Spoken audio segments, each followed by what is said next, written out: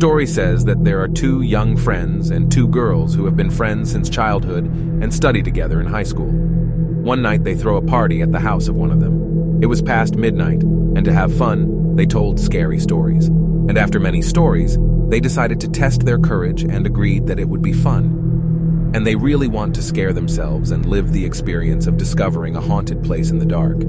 And one of them suggested an abandoned school because it was known to be haunted all the previous years.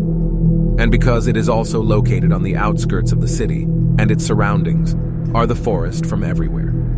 Everyone in the city knows that the school is haunted, but the youth do not believe in the existence of ghosts. It seemed to be the place to test themselves, and if they were afraid, one of the girls had a car, and they took her to the haunted school in the dark.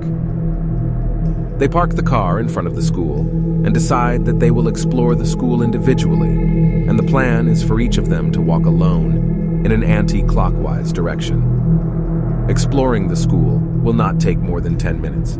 The first person will go, and when he returns, he will tell everyone what he saw, and then the second, and so on with everyone. Indeed, the first young man went while the others waited in the car, but after a while, boredom began to creep in. More than 20 minutes had passed since the boy entered the school. Now he didn't come back from school, but after half an hour had passed, so the next girl decided to go in and explore her and find your friend, and she sent him away with her.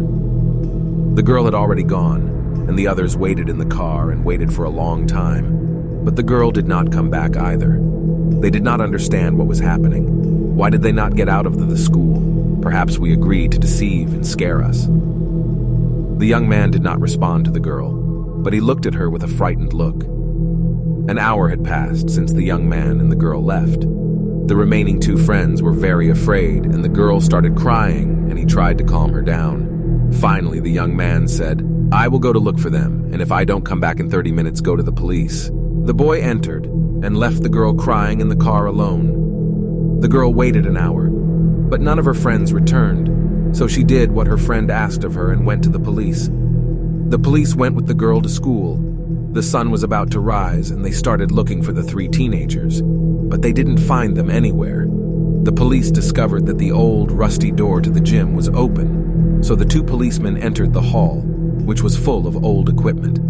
There was an eerie silence, but after searching the bathroom attached to the gym there, I found the missing teenagers, all hanging by their necks from the ceiling. The police interrogated the surviving girl, but they did not believe her story, despite her oath to them of the validity of what she said, and wanted to convince them of all that had happened. And they do not have any reason to commit suicide, as the police think. But unfortunately, after several long weeks to solve the mystery, the case was closed without finding a solution to it, especially since they did not find any evidence that someone had killed the three teenagers. In the end, the police decided it was a mass suicide. To this day, no one in the city has the audacity to enter or approach the deserted school.